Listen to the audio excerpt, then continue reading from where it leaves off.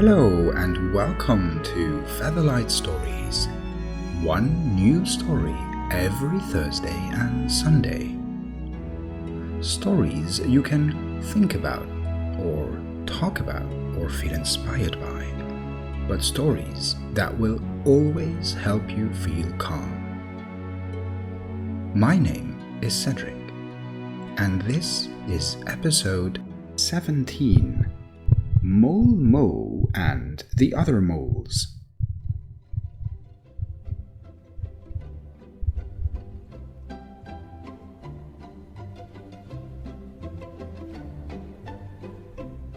It's often said that moles don't see very well.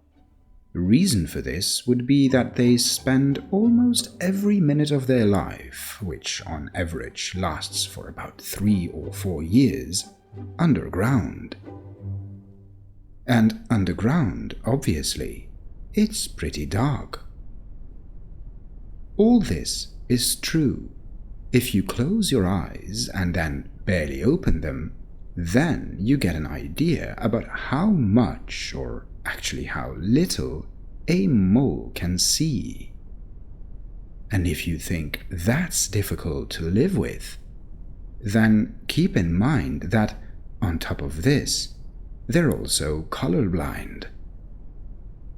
This much information is important for our story because one particular mole family liked to play cards every morning. They picked the morning hours because that is when they felt most safe or least in danger when climbing up their tunnels out into the light. They gathered around a molehill and distributed cards and chips so that they could play poker. Doing so underground, inside their tunnels, was much safer, but there was no way for them to see what hand they were dealt. But even out there in the pleasant company of the morning sun, they could hardly tell what cards they were holding, let alone tell what happened on the molehill that served as their table. One of them, Mo, made a proposition. What if we fetch an animal with better eyesight? Then we can let them tell us what cards are being played. We can make them our dealer. The other moles liked the idea, but doubted that any animal would do it out of sheer kindness.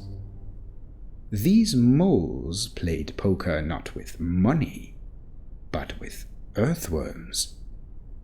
What animal, they wondered, would accept to be rewarded with earthworms? Another mole, Cole, suggested that they'd promise one earthworm to spare its life in return for being their dealer.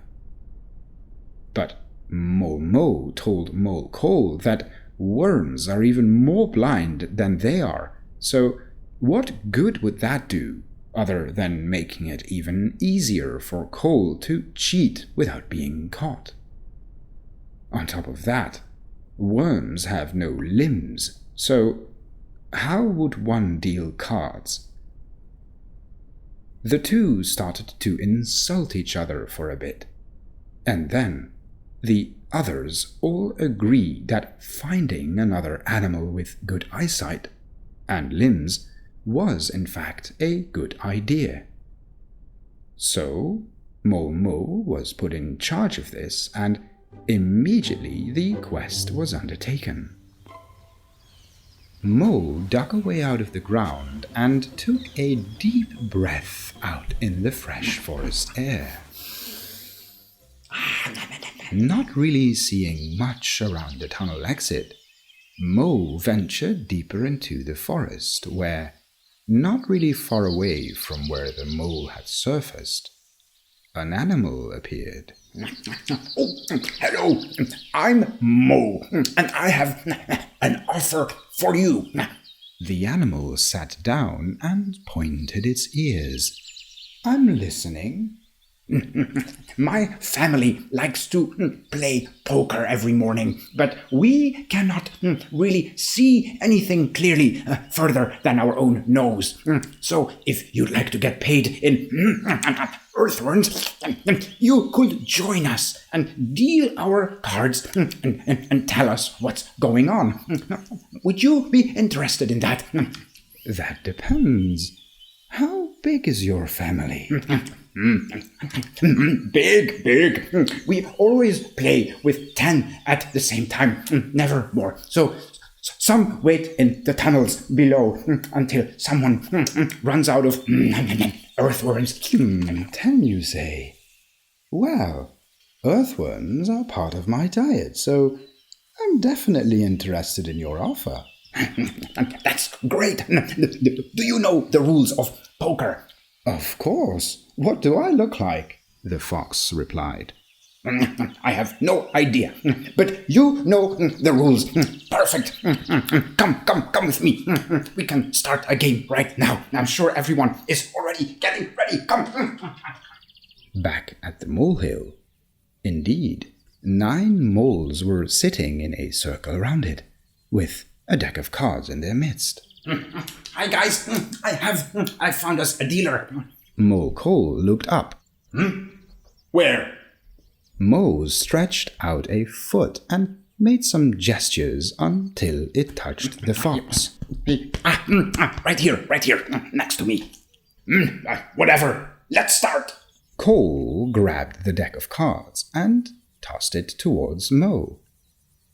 The fox reached out and caught the cards mid-air, shuffled them, and dealt them until each mole had 2 cards in hand. They then played the game, and the fox received 1 earthworm at the end of each round. The game went on and on and on. Every time a mole almost ran out of earthworms, it suddenly got incredibly lucky and made its way back into the game. We're running out of worms, Cole yelled out. Your dealer, way too expensive, Mo. This was a very idea. It's all right, said the fox. I'll be back tomorrow and I'll just take 10% of the total amount of worms once one of you has won the game. How is that? The moles agreed, and with a full belly, the fox disappeared into the forest, and with an empty belly, the moles disappeared underground. The next morning, the fox, as it had promised, returned and started to deal cards again.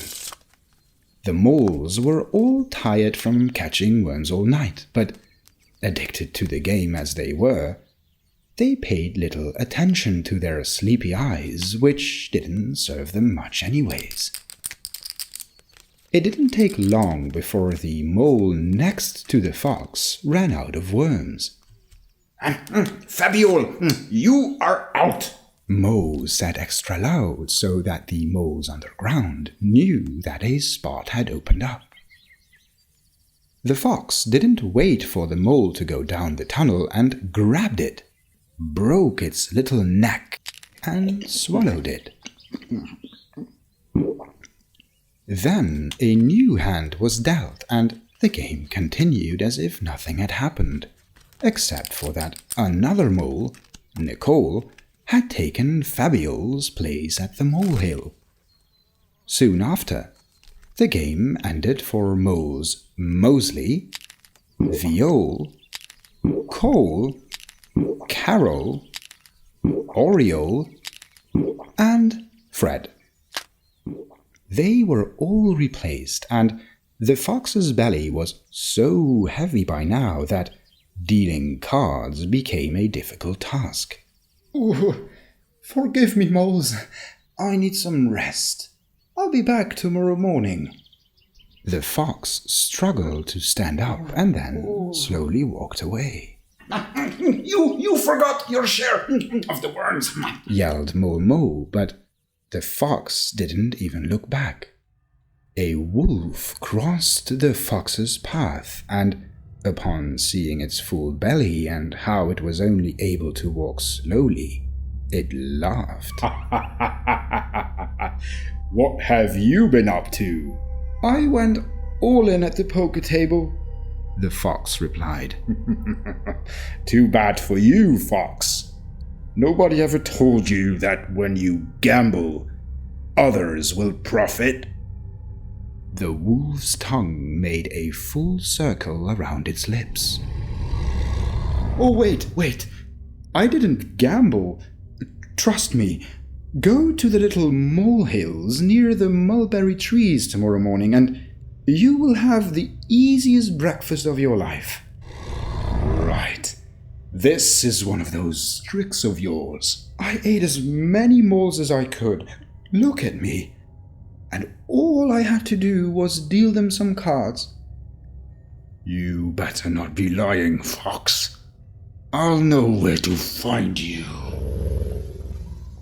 The wolf backed off, and the next morning it presented itself at the molehills, where the moles by now had realized how many of them had gone missing.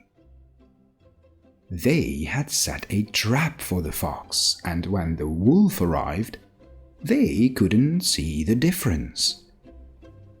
The unfortunate wolf walked right into the trap and didn't live to deal cards that day. Satisfied with getting rid of the fox, or so they thought, they sent Mole Mo back into the forest to find a new dealer. It didn't take long before Mole Mo encountered an animal.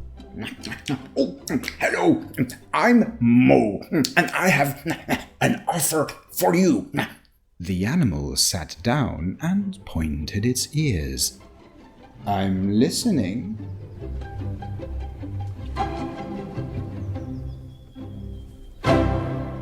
Another story with a happy ending. At least for the fox. Next time you play poker, think about why sitting next to the dealer is called sitting on the blind.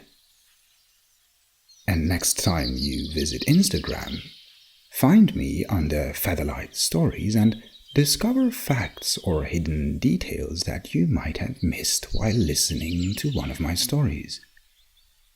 Tell me how you like this story under the post that says episode 17. You can also find out how to get in touch with me, and I'm more than happy to read any suggestions for future stories.